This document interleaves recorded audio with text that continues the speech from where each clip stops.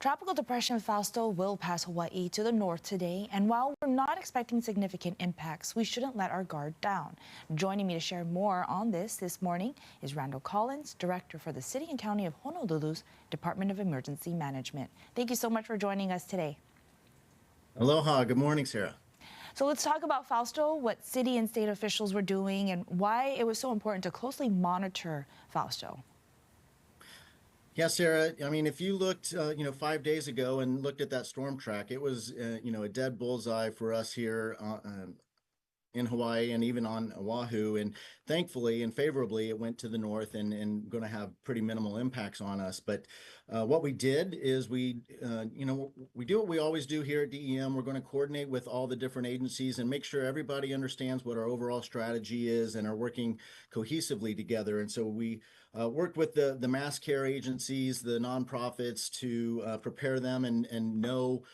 So we had a plan to open our shelters of last refuge, and we worked with the public safety agencies, ensuring that we had our plans in place to handle when we need to close roads or evacuate areas or respond effectively to save lives. And we also worked with the what I call the facilities or the infrastructure agencies that could be HECO and Department of Facilities Maintenance and other infrastructure agencies like DOT, where we're working hard to make sure that all the different water systems are functioning well, and we are opening up the stream mouths on emergency permits so that we know that the water's flowing well off the island and back into the ocean. So a lot of work to be done looking ahead of a storm and anticipating that its impacts could be very significant for us.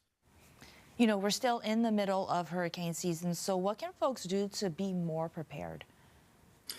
Yeah, so I would really encourage everyone to make sure that they have a plan, and that plan includes several things. Number one, that you're taking care of all the special needs of your family, the kapuna, any medical special needs, even those with pets. Those are all specialty things that really need some special attention, and make sure that how you're going to react when these different impacts are going to hit us. I would also ask that everyone know where to go. I think most people are aware of our very fragile situation around sheltering, and so when I say place of last refuge, that's important because we really want people to have plans to either go to their work or go to family's house, whatever the case may be, and only government shelters should be viewed as kind of as a last resort. So please make sure that you have those plans so you can be with your family rather than in a government shelter where we have to use resources there. Keep those resources available for those that don't have any other options.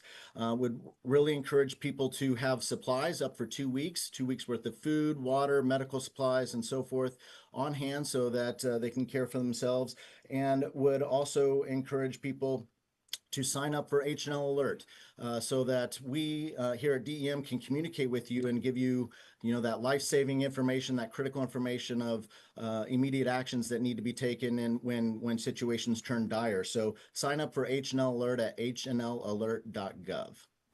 Thank you for that, and stressing that, being prepared is very important. The last devastating storm was the Kona lows that we've seen.